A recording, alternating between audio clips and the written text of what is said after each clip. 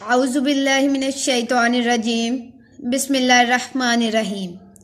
السلام علیکم ویورز، میں ہوں صبا امتیاز علامہ اقبال اسکول سسٹم سے۔ کلاس 7 کے لیول پہ لیکچرز آپ کے ساتھ شیئر کر رہی ہوں، اور آج کا لیکچر بھی کلاس 7 کے لیول پہ ہے، جو کہ آج اس ہستی کے بارے میں ہے جس سے اس دائرہ اسلام میں آنے کے بعد کوئی بھی شخص ناواقف نہیں ہے۔ یہ وہ ہستی ہے جس نے اپنے نبی کی خاطر، جس نے اپنے نبی کی محبت کی خاطر اپنے اوپر اتنے ظلم و ستم سہے کہ شاید اس انسان کی جگہ پہ کوئی اور شخص ہوتا تو وہ اپنے آپ کو دائرہ اسلام سے باہر کر لیتا۔ اتنی سختیاں سہنے کے بعد، اتنے ظلم سہنے کے بعد اپنے آپ کو دائرہ اسلام سے باہر کر لیتا، لیکن نہیں، اس شخصیت نے اپنے آپ کو دائرہ اسلام میں لانے کی خاطر اتنے ظلم سہے۔ دائرہ اسلام میں لانے کے لیے اتنے ظلم سہے کہ ہم انسان اگر اس کو سنتے ہیں تو ہمارے اوپر لرزش طاری ہو جائے۔ تو آئیں بچوں، آج ہم جانتے ہیں اس شخصیت کے بارے میں جس کو مؤذن رسول کہا جاتا ہے۔ مؤذن کا مطلب ہے اذان دینے والا۔ مؤذن رسول یعنی رسول صلی اللہ علیہ وآلہ وسلم کی خاطر اذان دینے والا شخص۔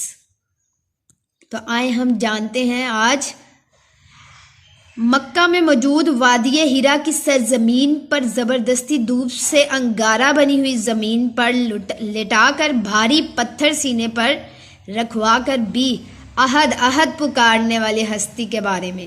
یہ ظلم و ستم سہنے والا شخص کوئی اور نہیں، حضرت بلال رضی اللہ تعالیٰ عنہ تھے۔ ان کا پورا نام حضرت بلال بن رباح تھا۔ آپ کے والد کا نام رباح اور والدہ کا نام حمامہ تھا۔ اسلام قبول کرنے کی وجہ سے ان کا کافر آقا امیہ بن حلف انہیں سخت سزائیں دیتا تھا۔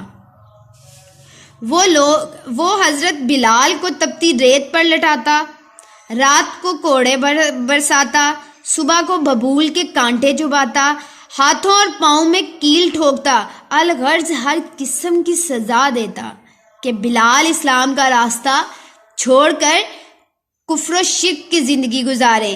لیکن بلال کو یہ منظور نہ تھا، کیونکہ وہ آخر الزماں حضرت محمد صلی اللہ علیہ وسلم کے عشق میں مبتلا تھا۔ آخر ایک دن حضور صلی اللہ علیہ وسلم کے دوست حضرت ابو بکر نے بھاری رقم ادا کر کے حضرت بلال کو خرید لیا۔ رہائی پانے کے بعد آپ کو رحمت عالم کی خدمت میں وقف کیا گیا۔ دکھ ہو یا سکھ، سفر ہو یا حضر، واز ہو یا تبلیغ کی مجلس ہو یا جنگ کا میدان، وہ ہمیشہ آپ صلی اللہ علیہ وسلم کی خدمت میں رہتے۔ غزوات کا سلسلہ تو حضرت بلال بدر سے لے کر تبوک تک تمام غزوات میں رحمت عالم کے ہمراہ رہے۔ ہجرت مدینہ کے بعد مسجد نبوی کی تعمیر ہوئی تو اذان دینے کی خدمت آپ کو سپرد فرمائی۔ اسی طرح حضرت بلال عالم اسلام کے پہلے مؤذن بنے۔ 8 ہجری میں جب مکہ فتح ہوا تو تطہیر کعبہ کے بعد آپ صلی اللہ علیہ وآلہ وسلم نے حضرت بلال سے فرمایا، اے بلال، کعبے کی چھت پر کھڑا ہو کر توحید کی صدا بلند کرو۔ ماشاءاللہ، سبحان اللہ، عاشق رسول دیکھیں اور ہمارے نبی صلی اللہ علیہ وسلم کی ان سے محبت دیکھیں۔ اور حضرت بلال کے بارے میں یہ کہا جاتا ہے کہ جب تک بلال کعبے کی چھت پہ اذان نہیں دیتے تھے تو سورج بھی نہیں نکلا کرتا تھا۔ ماشاءاللہ، سبحان اللہ، اس ہستی کے بارے میں ہم نے تھوڑی سی انفارمیشن حاصل کی ہے، اور اب میں آپ سے اس انفارمیشن کے مطابق چند سوالات کروں گی۔ آپ نے ان کے جوابات کمنٹ باکس میں دینے ہیں۔ جیسا کہ آپ لوگوں کو پہلے بھی پتا ہے، میں نے بتایا تھا کہ آپ لوگوں کے یہ جو کمنٹ باکس میں آنسر آئیں گے، جن کے آنسر بالکل درست ہوں گے، ان بچوں کو علامہ اقبال اسکول سسٹم کی طرف سے ریوارڈ دیا جائے گا، اور وہ ریوارڈ آپ کو عیدی کی شکل میں دیا جائے گا۔ جی بچوں، تو آج کا پہلا سوال ہے، مکہ میں موجود وادی کا نام بتائیں جو گرمی کی وجہ سے مشہور ہے۔ حضرت بلال کے کافر آقا کا نام بتائیں۔ حضرت بلال کو ان کے ظالم آقا سے کس نے آزاد کرایا؟ فتح مکہ کے بعد حضرت بلال نے کہاں کھڑے ہو کر اذان دی؟ تو یہ چند سوالات ہیں آپ لوگوں سے جن کے آنسر آپ نے کمنٹ باکس میں دینے ہیں۔